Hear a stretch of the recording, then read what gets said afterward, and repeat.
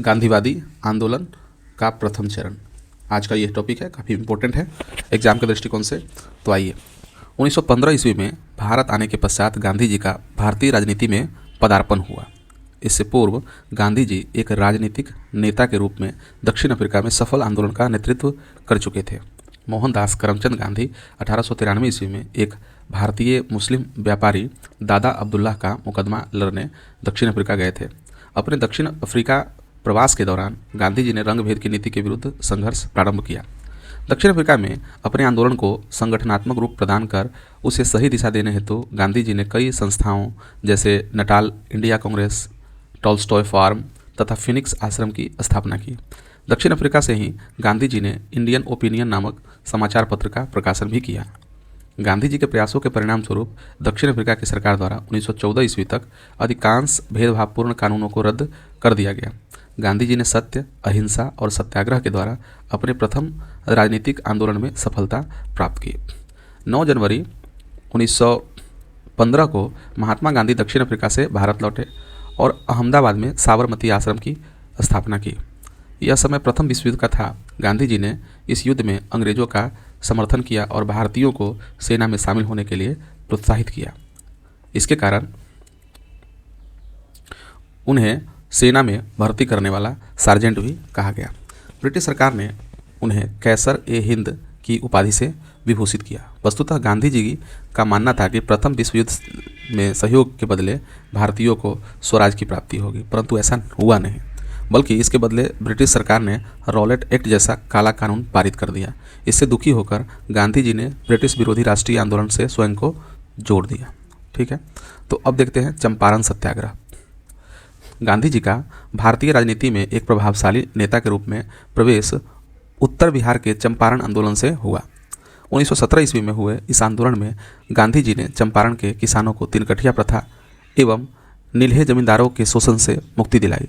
इसके माध्यम से उन्होंने पहली बार भारत में सत्याग्रह का सफल प्रयोग किया। वस्तुतः गांधी जी के शांतिपूर्ण एवं अहिंसक आंदोलनकारी प्रयासों से बाध्य होकर अंततः ब्रिटिश शासन को एफजी स्लाई की अध्यक्षता में चंपारण एग्रेरियन कमेटी गठित करनी पड़ी। समिति द्वारा शोषण मूलक तीनकठिया प्रथा, जिसके अंतर्गत किसान अपनी भूमि के 3/20वें भाग पर नील की खेती करने हेतु बाध्य थे, उसको समाप्त करने का सुझाव दिया गया। यह भारत में सत्याग्रह की प्रथम विजय थी। आंदोलन की सफलता पर गुरुदेव रविन्द्रनाथ टैगोर ने गांधी जी को महात्मा की उपाधि दी। तो ये था चंपारण सत्याग्रह, प्रारंभिक आंदोलनों में से एक। और खेरा और अहमदाबाद आंदोलन अब देखते हैं। गांधी जी ने 1918 ईस्वी में गुजरात में खेरा आंदोलन तथा अहमदाबाद श्रमिक विवाद का सफलतापूर्वक नेतृत्व किया। जहां खेरा आंदोलन किसानों की समस्याओं को लेकर था, वहीं अहमदाबाद के श्रमिक विवाद की पृष्ठभूमि में कॉटन टेक्सटाइल मिल मालिक और मजदूरों के बीच मजदूरी बढ़ाने तथा प्लेग बोनस में कटौती को लेकर विवाद था। अहमदाबाद में प्लेग की समाप्ति के पश्चात मिल मालिक प्लेग बोनस को समाप्त करना चाहते थे, जबकि श्रमिक इस बोनस को बढ़ती महंगाई का हिस्सा मान रहे थे। ऐसे में गांधी जी ने श्रमिकों के पक्ष में आंदोलन किया। वह उनकी मांग का समर्थन करते हुए स्वयं भी हड़ताल पर बैठ गए तथा मांग के अनुरूप श्रमिक को 35% बोनस दिए जाने की घोषणा करवाई। इस पूरे प्रकरण में न्यायाधिकरण ने भी उनकी मांग को जायज़ ठहराया और 35% बोनस दिए जाने का आदेश दिया। अंततः मिल मालिकों ने इस मांग को स्वीकार कर लिया और आंदोलन समाप्त हो गया। इन मिल मालिकों में एक अम्बालाल साराभाई भी थे, जिन्होंने गांधी जी के साबरमती आश्रम के निर्माण के लिए अधिक मात्रा में धन दान दिया था। अम्बालाल साराभाई की बहन अनुसुईया भी अहमदाबाद मजदूर आंदोलन में गांधी जी के साथ थी। उपरोक्त आंदोलन की सफलता ने गांधी जी को जनसाधारण के करीब ला दिया, उन्हें एक राष्ट्रीय नेता के रूप में स्थापित कर दिया। वे गरीब, राष्ट्रवादी एवं विद्रोही भारत के प्रतीक बन गए। अभी तक गांधी जी ने प्रत्यक्ष रूप से ब्रिटिश सरकार के विरुद्ध आंदोलन नहीं किया था, परंतु रॉलेट एक्ट एवं जालियांवाला बाग हत्याकांड जैसी घटनाओं ने गांधी जी को ब्रिटिश सरकार के विरुद्ध आंदोलन करने के लिए प्रेरित किया। तो रॉलेट एक्ट देख लेते क्या था। अंग्रेजी शासन के विरुद्ध बढ़ रही क्रांतिकारी गतिविधियों को कुचलने के लिए लॉर्ड चेम्सफोर्ड द्वारा किंग्स न्यायपीठ के न्यायाधीश सिडनी रॉलेट की अध्यक्षता में एक समिति का गठन किया गया।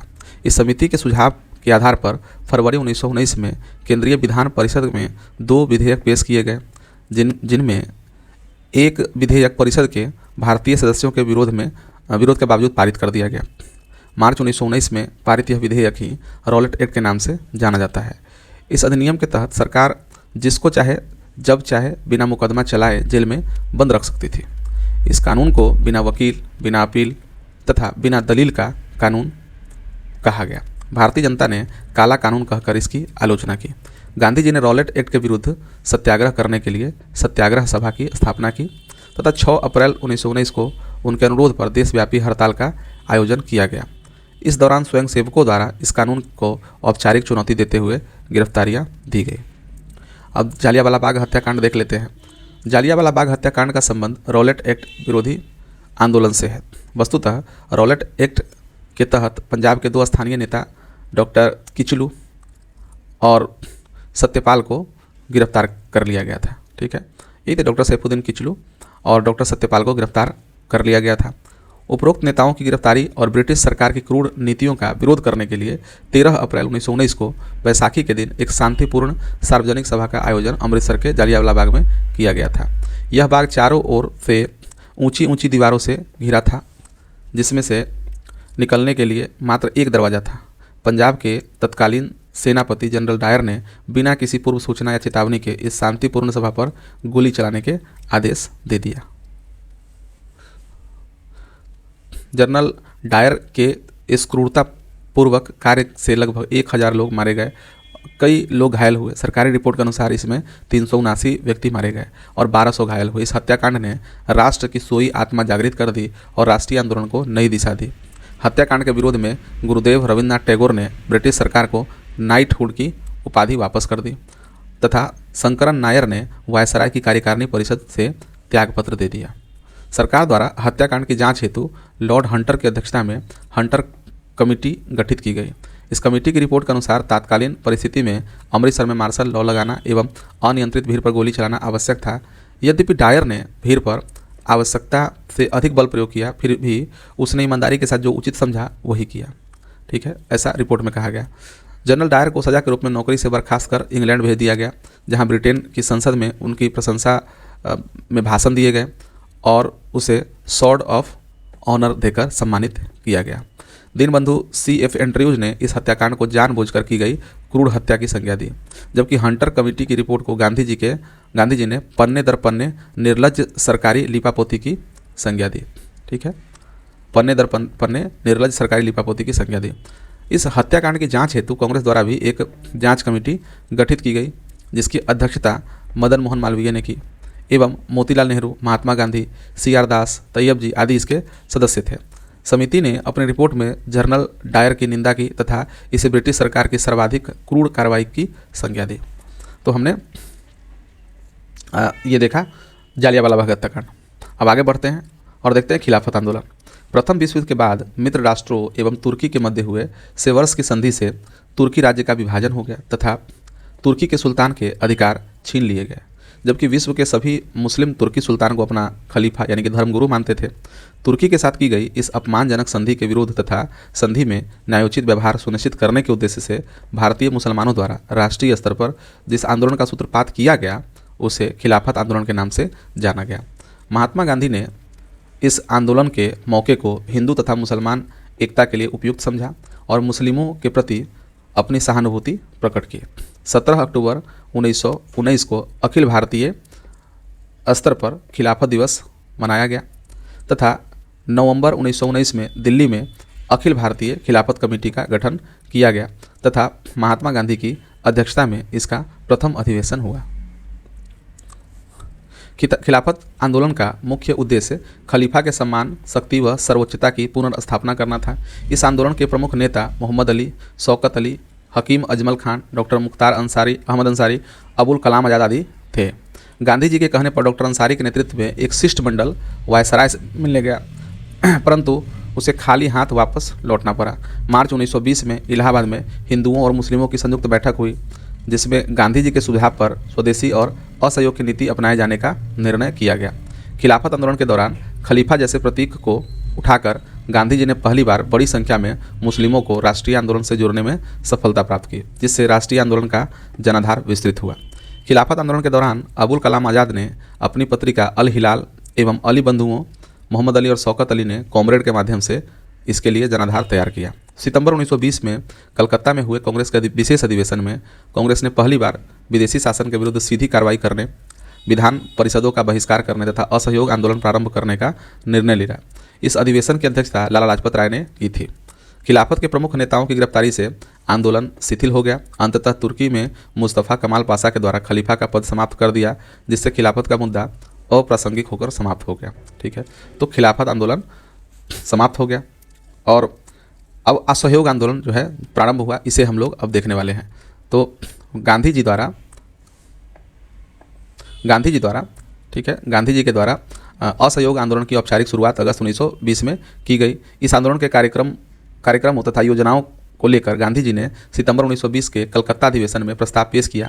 इस प्रस्ताव का विरोध एनी बेसेंट, मदन मोहन मालवीय, सुरेंद्रनाथ बनर्जी, बिपिन चंद्र पाल, मोहम्मद अली जिन्ना, देशबंधु चित्तरंजन दास आदि नेताओं ने किया, जबकि अली बंधुओं और मोतीलाल नेहरू के समर्थन से यह प्रस्ताव स्वीकार कर लिया गया। तो असहयोग आंदोलन के कारण क्या थे? तो पहला कारण यह बताया गया है कि खिलाफत की समस्या, जिसके कारण मुस्लिम समुदाय में एक आक्रोश व्याप्त था। दूसरा कि विश्व युद्ध के दौरान आश्वासन एवं वादों के बदले रॉलेट एक्ट जैसा कानून पारित हो गया। तीसरा कि जलियांवाला बाग हत्याकांड एवं हंटर कमेटी की रिपोर्ट ने भारतीय जन असंतोष को तीव्र कर दिया। चौथा कि 1919 ईस्वी के अधिनियम के तहत प्रांतों में द्वैध शासन व्यवस्था लागू की गई, जिसके कारण भी जनता में रोष व्याप्त था।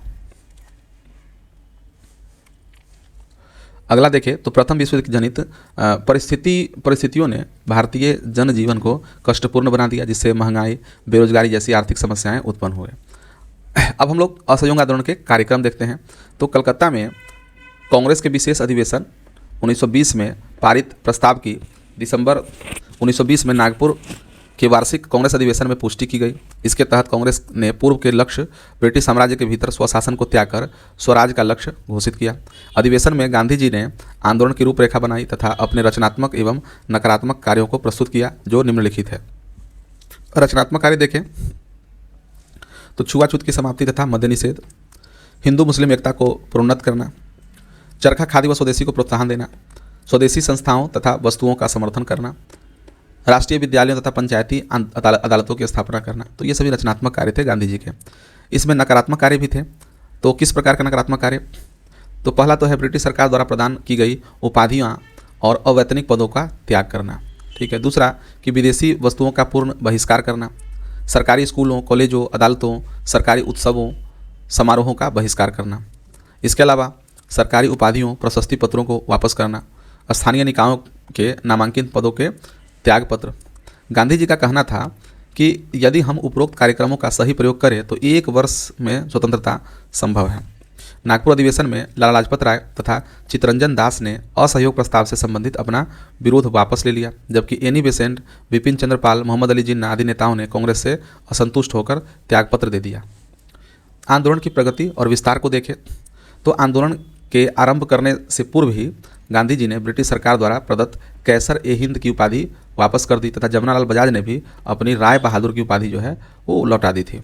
गांधी जी ने असहयोग आंदोलन की शुरुआत 1 अगस्त 1920 को की।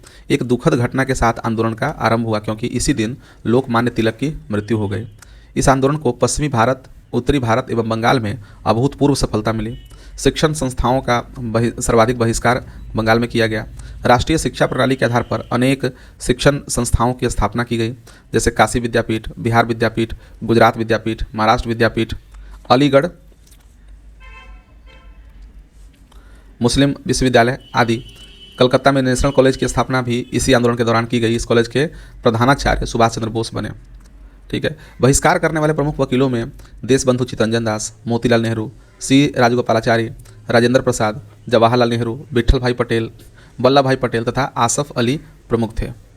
असहयोग आंदोलन के समय कांग्रेस को कई मुस्लिम नेताओं का भी समर्थन प्राप्त हुआ, जिनमें मोहम्मद अली, डॉक्टर M.A. अंसारी, शौकत अली तथा मौलाना अबुल कलाम आजाद ये इत्यादि प्रमुख थे। बहिष्कार आंदोलन में विदेशी कपड़ों के बहिष्कार का कार्यक्रम सर्वाधिक सफल रहा। इस दौरान विदेशी वस्तुओं की होली जलाई गई। तो इस प्रकार से विस्तार हुआ। अब आंदोलन की वापसी को हम लोग देखें तो असहयोग आंदोलन जब अपने चरम पर था तो 5 फरवरी 1922 को उत्तर प्रदेश के गोरखपुर जिले के चौड़ी चौड़ा नामक स्थान पर पुलिस ने एक शांतिपूर्ण राजनीतिक जुलूस पर गोली चला दी। प्रतिक्रिया स्वरूप जनता ने पुलिस थाने पर हमला करके थाने में आग लगा दी। इस अग्निकांड में 22 पुलिसकर्मी मारे गए। इतिहास में इस घटना को चौड़ी चौड़ा कांड के नाम से जाना जाता है। हिंसा की इस कार्रवाई से क्षुब्ध होकर गांधी जी 12 फरवरी 1922 को बारदोली प्रस्ताव लाकर असहयोग आंदोलन को वापस ले लिया। आंदोलन वापस की संपूर्ण भारत में आलोचना हुई। तो अब हम इसका मूल्यांकन कर ले, असहयोग आंदोलन का मूल्यांकन। तो असहयोग आंदोलन स्वराज प्राप्ति के लक्ष्य को लेकर शुरू हुआ था, किंतु यह आंदोलन अपने लक्ष्य प्राप्ति से पूर्व ही समाप्त कर दिया गया। स्वराज तो दूर, अंग्रेजों ने छोटी मोटी रियायतें भी प्रदान नहीं की। इस दृष्टि से इसे असफल माना जा सकता है, किंतु यह दृष्टिकोण अत्यंत संकीर्ण होगा। वस्तुतः इस आंदोलन को बृहद परिप्रेक्ष्य में देखते हुए इसका मूल्यांकन करने की आवश्यकता है। असहयोग आंदोलन का राष्ट्रीय आंदोलन में निम्नलिखित योगदान है। तो पहला देखिए, असहयोग आंदोलन ने दर्शा दिया कि राष्ट्रीय आंदोलन पूरे देश का आंदोलन है, न कि किसी वर्ग विशेष का। वस्तुतः इस आंदोलन को सभी वर्गों, स्त्री पुरुष, बच्चे, बूढ़े, मजदूर, कृषक, हिंदू, मुस्लिम, दस्तकार, कारीगरों का समर्थन प्राप्त हुआ। कांग्रेस जो अभी मुट्ठी भर लोगों का प्रतिनिधित्व कर रही थी, अब जन कांग्रेस बन गई थी। हिंदू मुस्लिम एकता ने सामाजिक सौहार्द को नई ऊंचाई प्रदान की। विदेशी शासन का भय अब जनमानस के अंदर से जाता रहा। ठीक है, जनता अब आत्मविश्वास से लबरेज थी। अतः इसके समग्र योगदान को ध्यान में रखते हुए असहयोग आंदोलन को अंतिम रूप से सफल कहना ही अधिक तर्क संगत होगा। अब हम लोग देख लेते हैं कि आंदोलन को वापसी पर आलोचना। ठीक है, आंदोलन की वापसी की आलोचना करते हुए कुछ इतिहासकारों ने गांधी जी को बुर्जुआ हितों का पोषक बताया है। उनके अपेक्षानुसार असहयोग आंदोलन का नेतृत्व अपने हाथ से निकालकर लड़ाकू ताकतों के हाथ में जाता देखकर गांधी जी ने आंदोलन वापस ले लिया। ठीक है, गांधी जी जमींदारों का हित चाहते थे, इसलिए उन्होंने बारदोली प्रस्ताव में किसानों से जमींदारों को कर अदा करने को कहा। परंतु इन सतही विश्लेषण की अपेक्षा हमें आंदोलन की वापसी की प्रक्रिया को गांधी जी के समग्र चिंतन से जोड़कर देखने की आवश्यकता है। तात्कालीन परिस्थितियों के आलोक में आंदोलन वापसी हेतु निम्नलिखित कारणों को उत्तरदायी ठहराना जो है अधिक युक्ति संगत होगा। पहला, कि गांधी जी अहिंसक आंदोलन के हिमायती थे। उनके अनुसार हिंसक आंदोलन को सरकार और भी अधिक हिंसा का प्रयोग करके आसानी से कुचल देगी, जबकि यही कृत्य वह अहिंसक आंदोलन के साथ नहीं कर पाएगी, क्योंकि ऐसा करने पर वह नैतिक रूप से पतित व क्रूर सरकार के रूप में बदनाम हो जाएगी। चौड़ी चौड़ा कांड से पूर्व ही कार्यक्रम में जन भागीदारी घटती जा रही थी। ऐसे में जन आंदोलन कमजोर हो रहा था। इससे पहले कि इसकी दुर्बलताएं प्रकट होती, इसे वापस लेना ही तर्कसंगत था। ठीक है, इसके अलावा देखिए तो कोई भी जन आंदोलन लगातार नहीं चल सकता, क्योंकि यह आंदोलन 1 वर्ष से अधिक समय तक चल रहा था। ऐसे में जनता लंबे समय तक पूर्ण ऊर्जा के साथ आंदोलन से जुड़ नहीं रह सकती थी। इस तथ्य को ध्यान में रखकर गांधी जी ने आंदोलन को वापस ले लिया, जिससे कि जनता का मनोबल बना रहे। ठीक है, यह आपेक्ष कि आंदोलन की बागडोर अब लड़ाकू ताकतों के हाथ में चली गई थी का कोई स्पष्ट प्रमाण नहीं मिलता है। दूसरा आक्षेप कि बारदोली में गांधी जी ने किसानों को कर चुकाने को कहा, जो कि उनके जमींदारों के प्रति असमर्थन को प्रकट करता है, यह भी तार्किक नहीं है, क्योंकि जब आंदोलन ही वापस ले लिया गया तो किसानों द्वारा कर रोकने का कोई औचित्य नहीं था। नोट में हम लोग देखें तो 1921 में मौलाना हसरत मोहानी ने भारत के लिए पहली बार पूर्ण स्वतंत्रता की मांग उठाई थी। ये पॉइंट में आप याद रख सकते हैं। अब देखिए, इसकी जो प्रतिक्रिया स्वरूप स्वराज पार्टी की स्थापना हुई। असहयोग आंदोलन के स्थगन के पश्चात कांग्रेस के राजनीतिक कार्यक्रमों में शून्यता की स्थिति उत्पन्न हो गई। ऐसे में आवश्यक था कि राष्ट्रीय आंदोलन को सक्रिय बनाए रखा जाए। कांग्रेस के सम्मुख प्रश्न यह भी था कि 1919 ईस्वी के भारत शासन अधिनियम द्वारा स्थापित विधान परिषदों के चुनाव में भागीदारी की जाए अथवा नहीं। मोतीलाल नेहरू तथा चितरंजन दास का यह सुझाव था कि ऐसे समय में राष्ट्रीय आंदोलन की प्रगति के लिए आवश्यक है कि विधानमंडलों में प्रवेश कर जनता की आवाज़ और मांगों को जो है सरकार तक पहुंचाया जाए और राष्ट्रीय आंदोलन जागृत रखा जाए। ठीक है, जिसके कारण ये परिवर्तनवादी कहलाए। इस सुझाव का अपरिवर्तनवादी समूह ने विरोध किया, जिसमें डॉक्टर राजेंद्र प्रसाद, सी राजगोपालाचारी, वल्लभ भाई पटेल, डॉक्टर अंसारी, एन.जी. रंगा इत्यादि नेता शामिल थे। वे गांधी जी के रचनात्मक कार्यों से चरखा चलाना, सूत काटना, नशीले पदार्थों का विरोध, अस्पृश्यता का उन्मूलन आदि जारी रखना चाहते थे। दोनों समूह के वैचारिक मतभेदों के मध्य दिसंबर 1922 में चितरंजन दास की अध्यक्षता में कांग्रेस के गया अधिवेशन का आयोजन हुआ। सम्मेलन में परिवर्तनवादियों के प्रस्ताव को अस्वीकार कर दिया गया। अतः चित्तरंजन दास ने कांग्रेस अध्यक्ष पद से त्यागपत्र दे दिया तथा 1923 ईस्वी में इलाहाबाद में स्वराज पार्टी की स्थापना की। इसके अध्यक्ष CR दास तथा महासचिव मोतीलाल नेहरू थे। सितंबर 1923 में कांग्रेस के दिल्ली अधिवेशन, जिसकी अध्यक्षता मौलाना आज़ाद ने की थी, में कांग्रेस ने अपने सदस्यों को स्वराज पार्टी के अंतर्गत चुनाव में उतरने की स्वतंत्रता प्रदान की। नवंबर 1923 में हुए चुनावों में स्वराज पार्टी को अत्यधिक सफलता मिली तथा सेंट्रल लेजिस्लेटिव असेंबली में पार्टी ने 101 निर्वाचित सीटों में से 42 सीटों पर जीत दर्ज की। प्रांतीय विधानमंडलों में भी स्वराज पार्टी का बेहतर प्रदर्शन किया। मध्य प्रांत में इसे स्पष्ट बहुमत प्राप्त हुआ। बंगाल में यह सबसे बड़ा दल बनकर उभरी। बम्बई और उत्तर प्रदेश में भी उनका प्रदर्शन बहुत अच्छा रहा, लेकिन मद्रास और पंजाब में सांप्रदायिकता तथा जातिवाद जैसे कारणों के परिणाम स्वरूप इन्हें सीमित सफलता ही प्राप्त हुई। ठीक है, अब स्वराज पार्टी के कार्य हम देखें तो केंद्रीय एवं प्रांतीय विधानमंडलों में प्रवेश करके स्वराज पार्टी ने कई महत्वपूर्ण कार्य किए जो निम्नलिखित हैं। पहला तो केंद्रीय विधानमंडल में 1919 के अधिनियम की जांच करने के लिए पार्टी ने मूडी मैन समिति की नियुक्ति करवाई। पार्टी ने दमनात्मक कानूनों को समाप्त करने के लिए संघर्ष किया। कपास पर लगने वाला उत्पाद शुल्क की समाप्ति, नमक कर में कटौती की गई। श्रमिकों की स्थिति में सुधार एवं मजदूरों संघों की सुरक्षा हेतु कानून निर्माण किया। विट्ठल भाई पटेल को सेंट्रल लेजिस्लेटिव असेंबली का अध्यक्ष बनवाना स्वराज पार्टी की महत्वपूर्ण सफलता थी। 1925 ईस्वी में चित्तरंजन दास की मृत्यु हो गई। इस घटना से स्वराज पार्टी को गहरा आघात लगा। सरकार भी उनके साथ सहयोग नहीं कर रही थी। ठीक है, तो अतः कांग्रेस ने स्वराज पार्टी के सदस्यों को परिषद से बाहर आने का निर्देश दिया। 1926 में हुए चुनाव में स्वराज दल को विशेष सफलता नहीं मिली, क्योंकि उसे विद्रोही कार्यकर्ताओं तथा हिंदू मुस्लिम सांप्रदायिक ताकतों का सामना करना पड़ा। इसके बावजूद उसने केंद्रीय विधानसभा में 40 सीटें, प्रांतीय विधानमंडल के चुनाव में मद्रास में आधी सीटों पर विजय प्राप्त की। बहुमत के अभाव में भी 1928 ईस्वी में ब्रिटिश सरकार द्वारा प्रस्तुत पब्लिक सेफ्टी बिल का पार्टी ने विरोध किया तथा इसे भारतीय गुलामी विधेयक नंबर 1 की संज्ञा दी। अगले कार्य की बात करें तो कांग्रेस के लाहौर अधिवेशन में पारित प्रस्तावों तथा सविनय अवज्ञा आंदोलन की घोषणा के बाद स्वराज पार्टी के सदस्यों ने विधानमंडलों के बहिष्कार की घोषणा कर दी। इस प्रकार स्वराज पार्टी की भूमिका समाप्त हो गई। ठीक है, तो दोस्तों हम लोगों ने गांधी जी के द्वारा जो गांधीवादी युग का प्रारंभ हुआ, इसका प्रथम चरण पढ़ा। तो इसमें हम लोगों ने खिलाफत आंदोलन को पढ़ा। ठीक है, इसके अलावा हमने असहयोग आंदोलन को पढ़ा और असहयोग आंदोलन के कारण जो स्वराज पार्टी की स्थापना हुई थी उसका भी हम लोगों ने अध्ययन किया। ठीक है, तो मिलते हैं अब अगले वीडियो में, जो कि क्रांतिकारी आंदोलन का द्वितीय चरण है। तब तक के लिए धन्यवाद।